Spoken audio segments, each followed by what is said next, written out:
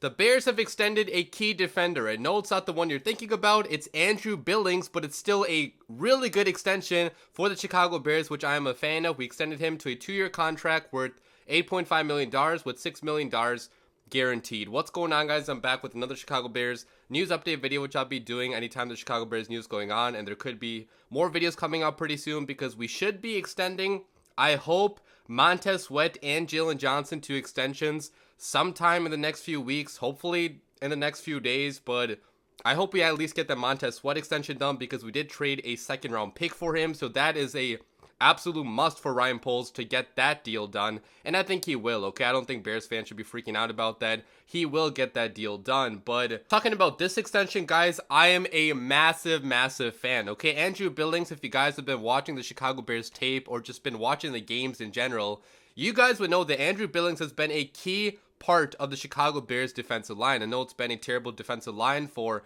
vast majority of the year, but there have been some massive improvements on the D line still, specifically in terms of run defense, right? The Bears right now have the number 3 ranked run defense in all of football, okay? Number 3, that's insane. Last year we ranked number 31 against the run, okay? So they clearly have been a lot better this year at stopping the run, which is a very important thing to do if you want to eventually have a good defense. We still need to add more pass rush to have a really good defense. We need to actually get after the quarterback, and we are doing that by trading for Montez Sweat, obviously, but Andrew Billings, man, has been a key part in improving the Chicago Bears run defense because this guy just has been playing out of his mind this year. I mean, he was signed to a very cheap 1-year contract. It was like a prove-it deal. He was good with the Raiders, with the Las Vegas Raiders, but they let him go for whatever reason.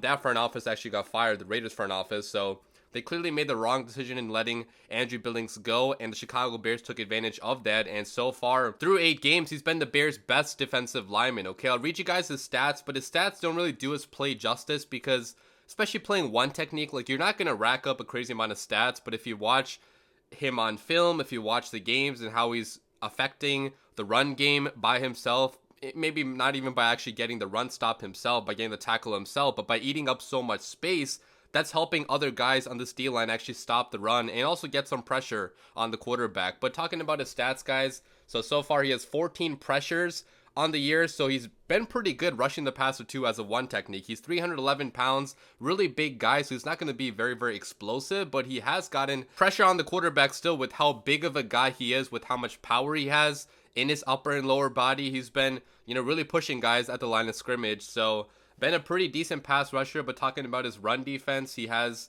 according to PFF, a 63.8 run grade, which, that again, that's subjective based on what PFF thinks, but the tape does confirm that, okay? He's been getting a lot of good run stops, a lot of good plays where he is affecting the run game by himself with how big of a guy he is. And he has 14 tackles, 3 tackles for loss, and 1 quarterback hit. So again, the numbers are not anything crazy, but they're never going to be crazy for any one technique in this league. And if you actually watch him play on the football field, man, his energy level is insane. He's always making plays against the run and impacting the entire Chicago Bears defensive line and how good they have been against the run. So really happy the Bears did keep this guy for 2 more years. He's 28 years old, so he's going to be 30 by the time his extension is over, and that's a perfect contract for the Chicago Bears. It's honestly a big steal for the Chicago Bears with how good he has been, because I feel like he could have gotten more money probably elsewhere if he did want to test free agency, but he did want the security with the Chicago Bears, and this is actually the biggest contract he's ever gotten in his NFL career because he's been mostly like a practice squad player and like just rotating from team to team, but he finally found a good home